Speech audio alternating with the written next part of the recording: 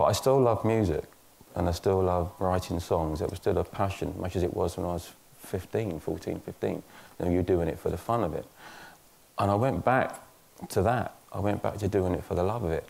And I started to write songs again without any of these worries about what A&R men were saying and radio play and all these things that kind of squash you down. And I kind of rediscovered my love for it again. And I hadn't realised that for some time I really hadn't enjoyed it. I'd just been doing it to try to salvage a career that was failing dismally.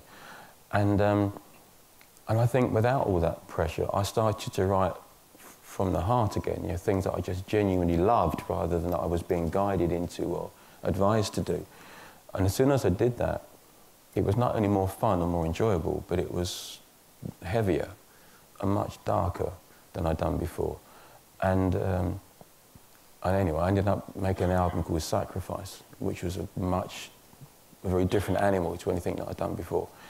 And for some reason, it seemed to work, and I self-released it, but it did much better than things that I'd done before, which is very surprising because we had no strategy or budget or anything. We just let it out.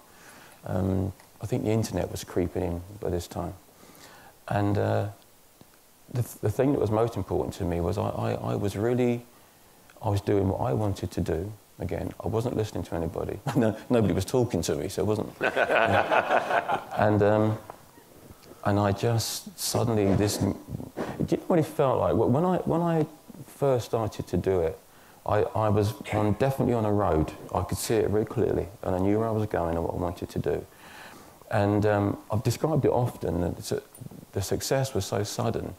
As you can imagine, sort of standing on a train station, and an express train that isn't stopping, it comes through really fast, and you just put your hand out and you grab it, and suddenly you're off, and you're going at 200 miles an hour, and everything is a blur, and your feet are not on the ground, and you're kind of looking in at this new thing, but you're not really a part of it, but you don't let go because you got no idea what's going to happen, and then all of a sudden you just.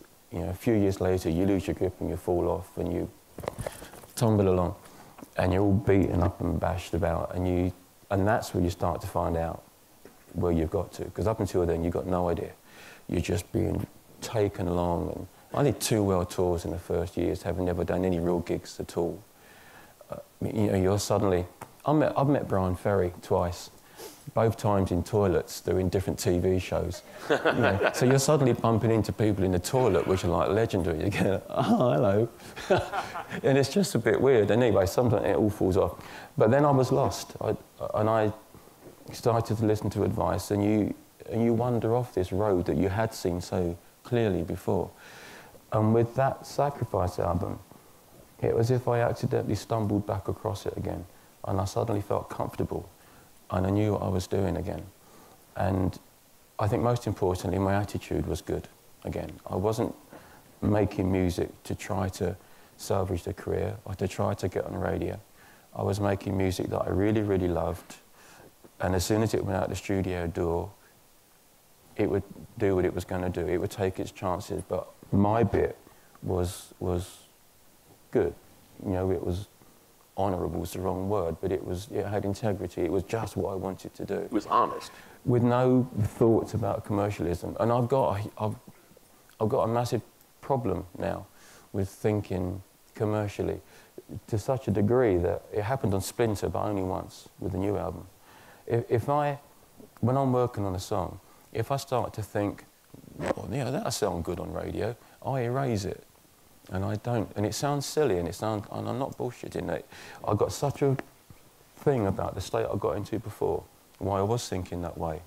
It's become a real issue for me now, and I am so determined to stay on this heartfelt route that I've been on for a while, since '94, that I honestly do. And I've only done it once, as I say, with that one album, but. I don't ever want to think that way again, because it was horrible and it was soul destroying. And I didn't make good music either. It's not as if I turned out all these great chart-orientated songs. I was actually crap at it. I can't write pop music. I mean, Cars was my big one here. And yeah, that's a one-off. I don't think I've ever written anything else like it, really. And that was just, I was trying to learn to play bass guitar. It was. I've written, I don't know, 300-400 songs out on CD or something, albums, something like that. And only 2 of those are written on bass guitar. One of them was a nondescript album track, and Cars was the first one. I went to London to buy a bass guitar because I wanted to learn to play it better. And came home, opened the case, thing with a Shergold modulator, still got it, terrible guitar. And the very first thing I played went do-do-do-do. And I thought, oh, that's all right. Yeah, do-do. And the whole thing took about 10 minutes. Quickest song I ever wrote. Easy. I had everything, lyrics, everything were done in about 30 minutes, but the music took about 10 minutes. Almost as quick as it took to play it. Everything I did, that sounds right, that sounds right, and it was done. But that's unusual, you know. I don't normally do things that quickly.